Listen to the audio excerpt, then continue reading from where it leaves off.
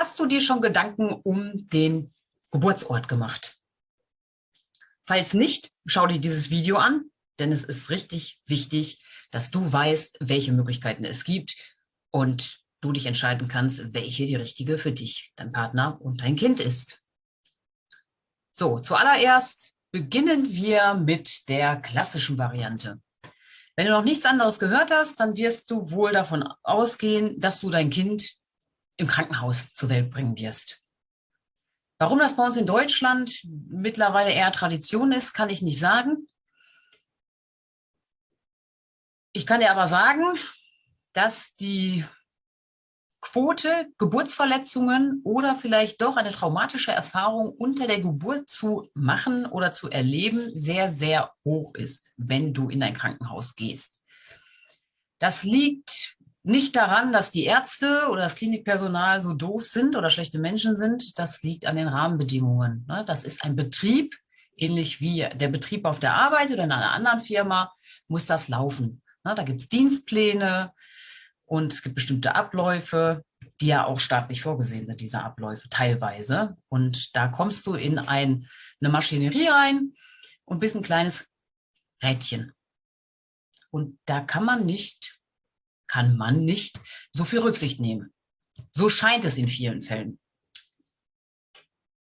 Dass dem nicht so ist, dass du auch selbstbestimmt, wenn du dich für das Krankenhaus entscheidest, die Geburt erleben kannst, das erfährst du in einem meiner Coachings oder aber in einem Video genau zu diesem Thema, worauf du dich vorzubereiten hast, wenn du ins Krankenhaus gehst. So, Variante 2 hat der ein oder andere vielleicht schon mal gehört. Das ist ja die Geburtshausvariante. Da gehst du in eine Einrichtung, also meistens sind es schön eingerichtete Räumlichkeiten, geleitet von Hebammen. In den meisten Geburtshäusern findest du so durchschnittlich zwischen 3 und 5 Hebammen, die je nach Dienst dann bei deiner Geburt dabei sind.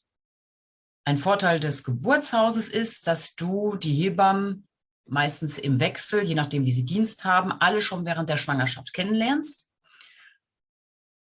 Ja, und wenn du da schon Probleme haben solltest oder Fragen haben solltest in der Schwangerschaft, die können alles machen. Ne? Die können schon Blut abnehmen, alle Vorsorgeuntersuchungen machen, dir ein Rezept verordnen. Das ist alles möglich, das können die machen.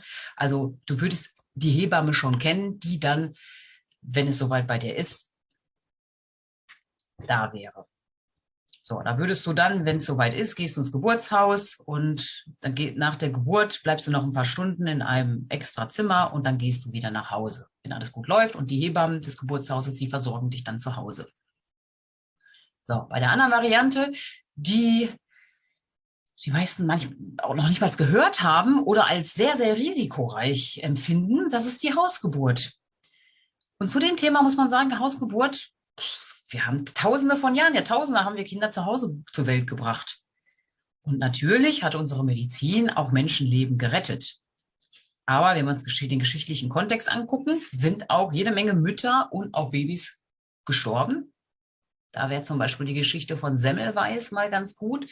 Ne, da haben die Mediziner gemeint, Geburt wäre jetzt ihr Thema und die Hebammen könnten das nicht. Da denkt man mal so ein bisschen ans Mittelalter. Sondern gab es 2 Abteilungen. Da hat man festgestellt, wenn die Kinder, dass die Sterberate an Müttern, die am Kindsbettfieber gestorben sind, höher war, dass das bei der Klinikvariante in der Abteilung einen ganz, ganz großen Anteil hatte. Während bei den Hebammen das nicht der Fall war. Und da gab es einen Arzt, den Dr. Semmelweis, und der hat geschaut, was die Hebammen anders machen. Und die Hebammen wussten da eben schon, dass man sich die Hände mit heißem Wasser waschen muss. Während die Ärzte hingegangen sind und gesagt haben, hey, wir zerfleddern ein paar Leichen, um herauszufinden, was im Körper da so ist. Und dann sind die mit diesen dreckigen Händen in die gebärenden Frauen gegangen und haben ihnen dann versucht zu helfen, das Kind zur Welt zu bringen. So, das mal so als kleiner Abstecher, historisch. Also okay, die Medizin hat sich unter den Nagel gerissen und das mag vielleicht auch der Grund sein, warum man dann eher sagt, okay, nein, du musst in ein Krankenhaus. Ein Krankenhaus ist ein Haus für Kranke. Normale Schwangerschaft ist ein gesunder Prozess, wäre ein Krankenhaus nicht unbedingt zwingend notwendig. So, wenn wir gucken uns die Nachbarländer an, zum Beispiel die Niederlande, da stellen wir fest, dass die Hausgeburt die Normalgeburt ist. Da ist das Gesundheitssystem auch noch ein bisschen anders aufgebaut. Da ist es so, wenn die Schwangerschaft natürlich verläuft, dann bekommt die Mutter ihr Kind mit Hebamme zu Hause und gleich danach kommt die Familienfrau, so nennt sich das. Sie ist dann gleich da und bemuttert. Die Mutter hilft ihr im Haushalt mit dem Säugling, was sie eben halt in den ersten Wochen braucht, sogar in den ersten Monaten braucht. Dieses Konzept ist auch ein bisschen schon nach Deutschland rübergeschwappt. Das haben wir der Hebamme Dorothea Heidorn zu verdanken, die im Übrigen auch das erste Geburtshaus in Deutschland, 1987 war es, glaube ich, gegründet hat. Sehr interessant unter dem Begriff Familienlotsin. Das wäre der geschützte Begriff oder halt allgemein Mütterpflegerin. Dazu entweder gibt es jetzt schon ein Video dazu oder in Kürze, wenn du es siehst, kannst du dir das auch mal anschauen. Ja, und dann bekommen die Mamis die Unterstützung. Und zu den Risiken.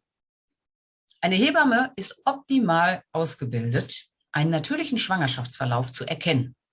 Und sollte es zur Abweichung kommen, dann ist sie natürlich verpflichtet, schon in ihrem eigenen Interesse, dass sie dich an einen Arzt weiterverweist oder an eine Klinik. Und das ist, ist auch sicher so, ist auch richtig so, denn wir wollen ja kein Leben riskieren. Ansonsten ist bei einer natürlichen Schwangerschaft das Risiko von Komplikationen sehr, sehr gering. Und jetzt bist du vielleicht immer noch nicht schlauer und denkst dir, okay, Krankenhaus wissen wir jetzt und wir wissen auch, dass es da ein Video gibt. Hausgeburt, okay, gibt es vielleicht gar nicht bei mir in der Gegend. Geburtshaus. Oder die Hausgeburt, das traue ich mich vielleicht nicht. Dann gibt es noch eine Zwischenlösung. Es gibt nämlich auch die sogenannten Beleghebammen.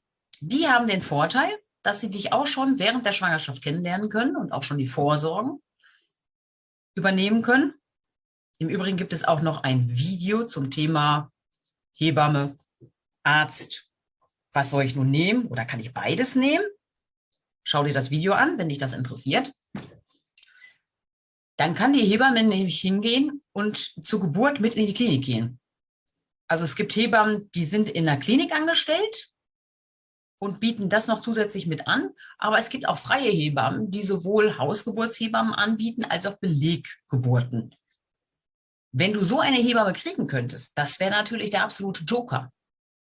Denn dann musst du dich gar nicht unbedingt entscheiden, ob du jetzt zu Hause gebären möchtest oder ob du vielleicht doch in die Klinik gehen möchtest.